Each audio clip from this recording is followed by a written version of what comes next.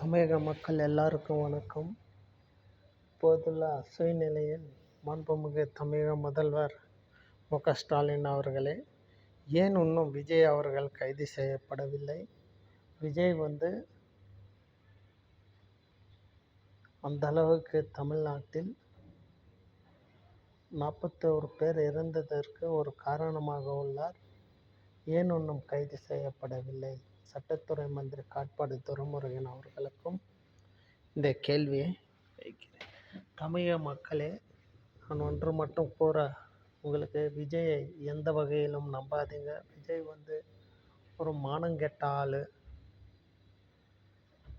அவனுக்கு ஒரு தன்மானம், ஒரு வலி என்ன, மற்றவங்களுடைய வலி என்ன என்பதே தெரியாது. அப்படிப்பட்ட ஆள் விஜய்.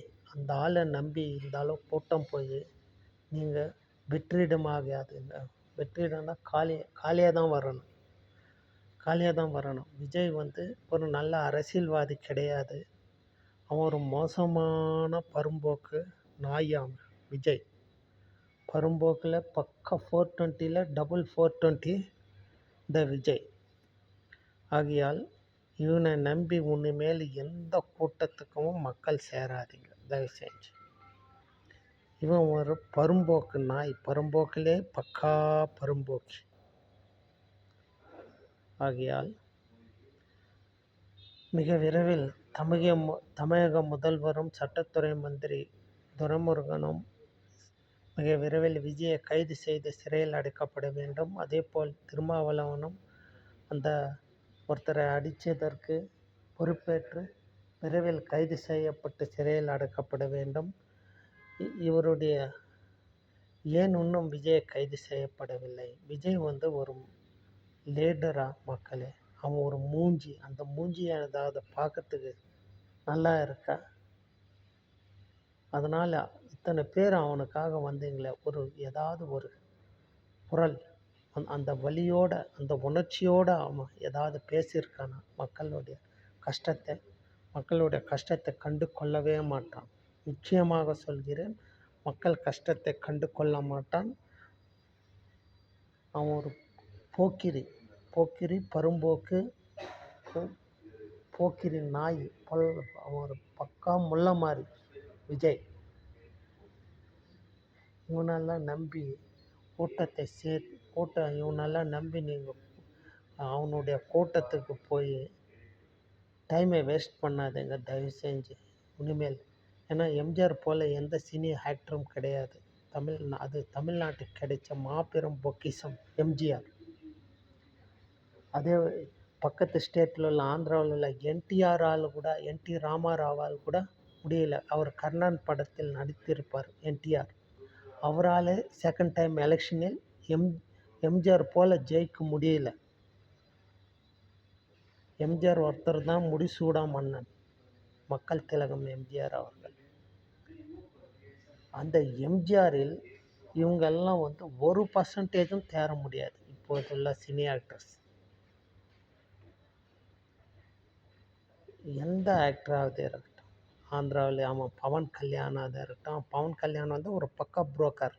ஆந்திராவில் இப்படியும் பேசுவான், அப்படியும் பேசுவான், சனாதானம் பற்றி பேசுவான். ஆனால் 3 பொண்டாட்டி கட்டுவான் அவன் பவன் கல்யாண். அவனெல்லாம் நான் ஒரு வேண்டுகோள் என்னன்னா, தமிழக அதிமுகவுக்கும் பிஜேபி கட்சிக்கும் ஒரு வேண்டுகோள்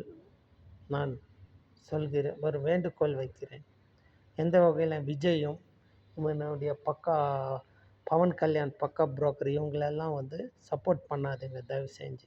உங்களுக்கு பிஜேபி லீடர் அண்ணாமலை சாருக்கும், ராஜா சாருக்கும், நாயனார் நாகேந்திரன், தமிழ்நாட்டில் உள்ள பிஜேபி லீடர்களுக்கு ஒரு நல்ல பேர் இருக்குது. அதை நான் வரவேற்கிறேன்.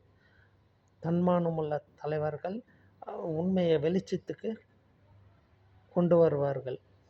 உண்மையை பேசக்கூடிய அரசியல்வாதிகள் அண்ணாமலை சாரெல்லாம்.